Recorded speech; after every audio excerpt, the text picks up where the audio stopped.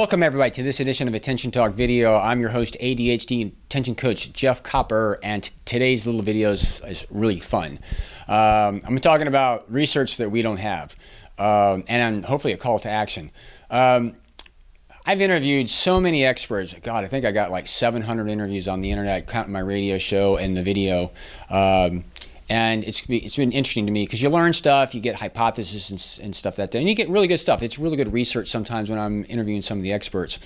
But there's lore that kind of goes along with this and hypothesis. And one of the hypotheses is that there's a disproportionate number of people with ADHD in any kind of profession that's a first responder. The Marines, for example, emergency rooms, firefighters, that type of stuff. The idea really is they're attracted to the adrenaline rush.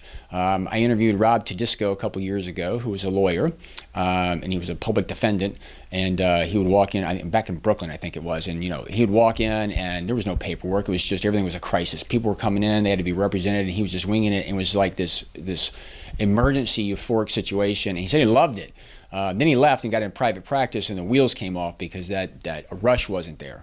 But we don't have statistics that prove what I've just said, that first responders or Marines or whatever there, but it is a hypothesis that's commonly held by many people, psychologists and coaches and clinicians and researchers. But again, if we have money to spend, I think that we probably should really invest it in some other places, like, okay, so more Marines have ADHD than other stuff. Well, it might be good to say that might be a career, but it's not for everybody.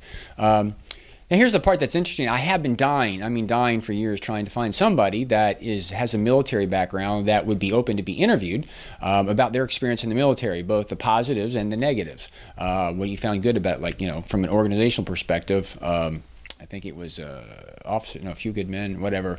Like, how do you go to mess hall? Well, I just follow everybody when it's mealtime. You don't have to think, you just kind of follow the crowd. But there's a lot of details and a lot of habits that you have to kind of put in place. So anyway, if you know of somebody that's interested, please email me at attention@attentiontalkradio.com.